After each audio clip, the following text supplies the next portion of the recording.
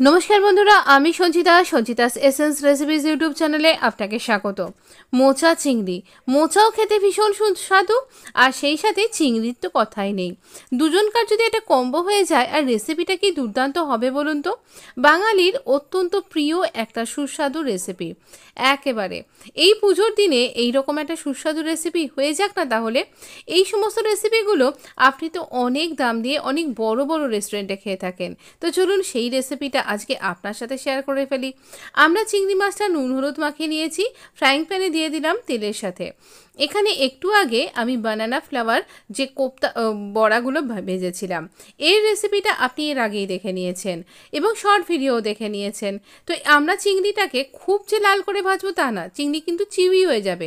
High ফ্লেমে just এর কালারটা চেঞ্জ হয়ে যাবে সেই রকম করেই কিন্তু ভেজে নেব। জাস্ট একটু ভেজে নিয়েছি, আর এবার একটা সাইডে সরিয়ে রেখে একটু নারকোল ভেজে নিচ্ছি। নারকোল আর চিংড়িকে আরও একটা পাশে সরিয়ে রাখলাম একটু নাড়াচাড়া করে। আর এইবার আমরা এখানে একটু তেল দেব, কারণ তেল এখানে আর কিছুই নেই, মশলাটা কষাতে হবে। তো এবার এই তেলের মধ্যে আমরা শুকনো লঙ্কা ফোড়ন দিচ্ছি, দারচিনির টুকরো দিচ্ছি, ছোট এলাচ ফাটিয়ে দিচ্ছি। অবশ্যই ফাটিয়ে দেবেন, নাহলে আপনার দিকে ফেটে আসবে। আর এবার সেদ্ধ করা মোচাটা দিয়ে দিলাম। এবার সেদ্ধ করা মোচাটা দিয়ে এই রকমভাবে ভালো করে আমরা কষিয়ে নেব। এরকম করে ভালো করে নাড়াচাড়া করলেই দেখবেন মোচাটা একদম চিংড়ির সাথে একদম মাখো মাখো হয়ে যাবে, নারকোলের সাথেও সুন্দরভাবে মাখো মাখো হয়ে যাবে। আমি একটা বড় ভুল করে ফেলেছি, আমি শেষে বলছি কি ভুল করেছি আর কিভাবে এই রকম ভুল করলে তাকে শোধরানো যায় সেটাও আপনার সাথে শেয়ার করব। এইরকমভাবে মোচা আর চিংড়িটা ভীষণ খেতে ভালো লাগবে, আর অবশ্য করেই ট্রাই করতে ভুলবেন না। এই সেদ্ধ মোচাটাকে দেবার পরে আমরা দিচ্ছি গ্রেটেড জিঞ্জার, একটুখানি ধনের গুঁড়ো, জিরের গুঁড়ো। আর এখানে অবশ্য করে কিন্তু জিরের গুঁড়োটা অল্প দেবেন, ধনের গুঁড়োটা একটু বেশি দেবেন, এই রেশিওতে দেবেন। কিন্তু একটু নুন তো অবশ্যই দিতে লাগবে, হলুদও দিতে লাগবে, হলুদটাও পরিমাণ মতন দেবেন। আমরা চিংড়িতে নুন দিয়ে রেখেছিলাম। গরম মশলা দেবেন। আপনার ঘি খাওয়ার বাধা না থাকলে অবশ্যই ঘি অ্যাড করবেন, আর অবশ্য করেই চিনিটা অ্যাড করতে ভুলবেন না। এখানে কটা কাঁচা লঙ্কা আমি চিড়ে চিড়ে দিচ্ছি।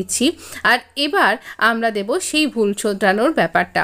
পেঁয়াজটা আগে ভাজতে হতো, চিংড়িটা দিয়ে ফেলেছিলাম, তাই পেঁয়াজটা আলাদা করে ফ্রাই প্যানে ভেজে এর মধ্যে অ্যাড করে দিলাম। বেশ একটু লাল লাল করে ভাজবেন। এবার সব কিছুকে একসাথে মিশিয়ে নিলেই আপনার সুস্বাদু মোচা চিংড়ি একেবারে রেডি। তো দেখুন, মোচার বড়া করেছিলাম, আর তার সাথে একটু চিংড়ি মাছও বাড়িতে ছিল। মোচার বড়া তো ডাল দিয়ে খাওয়া হয়ে গেল, তখন ভাবলাম এই মোচার সাথে চিংড়িটা তো দুর্দান্ত লাগবে, আর এই রকমভাবে ভীষণ সুস্বাদু লাগবে। তো আমরা যেহেতু নুন দিয়েই সেদ্ধ করেছি, তাই নুনটা বুঝে এখানে দেবেন।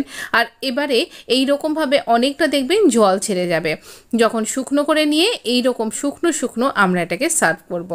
গরম ভাতে প্রথম পাতে এটা অসাধারণ লাগবে। তাই অবশ্য করেই যেদিনকে অনেক রকমের কিছু একটা বানাতে চলেছেন, সাইডে এই একটা রেসিপি কিন্তু রাখতে পারেন। মোচা কিন্তু আজকাল বাজার থেকে কেটে ছাড়িয়েও কিন্তু বিক্রি করে, তাই অবশ্য করি। আচ্ছা, মোচা এটা আপনি যদি বুঝতে না পারেন, আপনার বোঝানোর জন্য আমি এইভাবেই ডেকোরেট করলাম। কেমন লাগলো এটাও কিন্তু না ভেজে খাওয়া যায়, এগুলোর বড়া হয় ভীষণ সুস্বাদু। আগের দিন পরে আর একদিন আপনার সাথে এগুলো না হয় শেয়ার করা যাবে। আপাতত আপনি এই রেসিপিটা এনজয় করুন। আর মোচার আরও অনেক রকমের রেসিপি আছে আমার চ্যানেলে, পাতুরিও আছে, একবার ট্রাই করতে দোষ কি। ধন্যবাদ বন্ধু, ভালো থাকবেন, সুস্থ থাকবেন। রেসিপি ভালো লাগলে চ্যানেলটা সাবস্ক্রাইব